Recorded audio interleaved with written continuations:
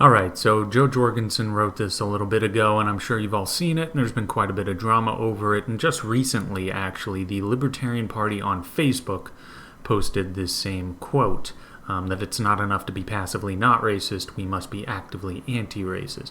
And it got the same reaction that Joe Jorgensen did. And it's unfortunate that Joe posted this without some nuanced explanation about what she meant, because frankly, I could have told her exactly how this was going to play out.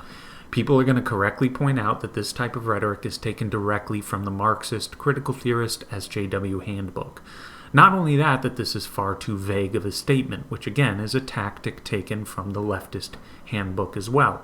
It's so vague that it could mean anything. You have to be actively anti-racist. Does that mean that I get to decide when I find something trivial to be insensitive, so I scream in someone's face about it?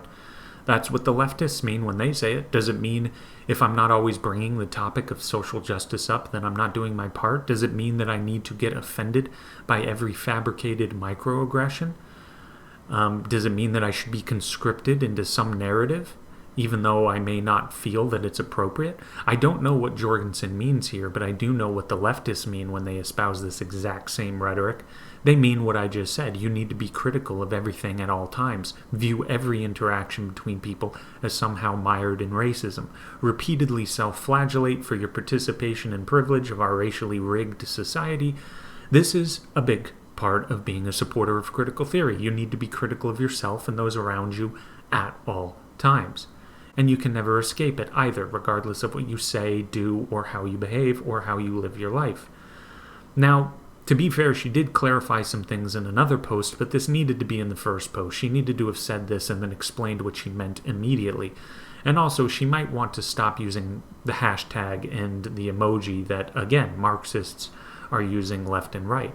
So what Jorgensen should have clarified right off the bat is this: we need to be actively anti-racist. This means we should oppose the war on drugs or the U.S. foreign policy in which we only seem to bomb countries that are mainly populated by non-Caucasians, or oppose the war on poverty as it's led to the destruction of minority communities and families, and oppose the Federal Reserve as it is the main driving force behind those less fortunate being made even less fortunate by sapping them of their money's purchasing power. You probably have to workshop that and condense it for a Twitter post, but the point is she needed to have clarified to some extent like that. She likely would not have received the backlash that she did if she had explained what she meant from the get-go, because it really is not a good look for the Libertarian presidential nominee to be parroting a line frequently used by Marxists in a fairly authoritarian fashion, no less.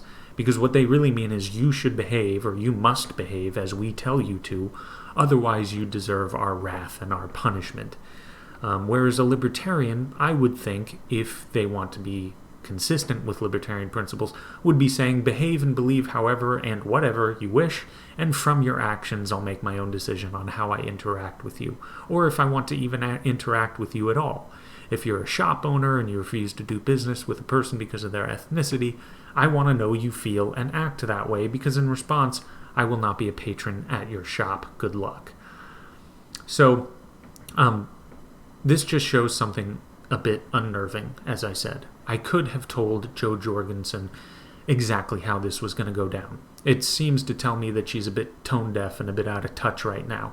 Now, I have been watching and listening to a lot of podcasts she's been on, and I don't think that she's crazy. She's got a good head on her shoulders, from what I've heard so far. I do like her, but she really needs to think now. She's in the spotlight. She's becoming more and more known, but she doesn't do herself or any of us any favors when she posts a line which just an hour before you might have seen posted by an unhinged leftist.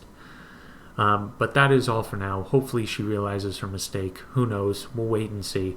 But if you would, please like, subscribe, share this video, and my channel if you would, and please take it easy.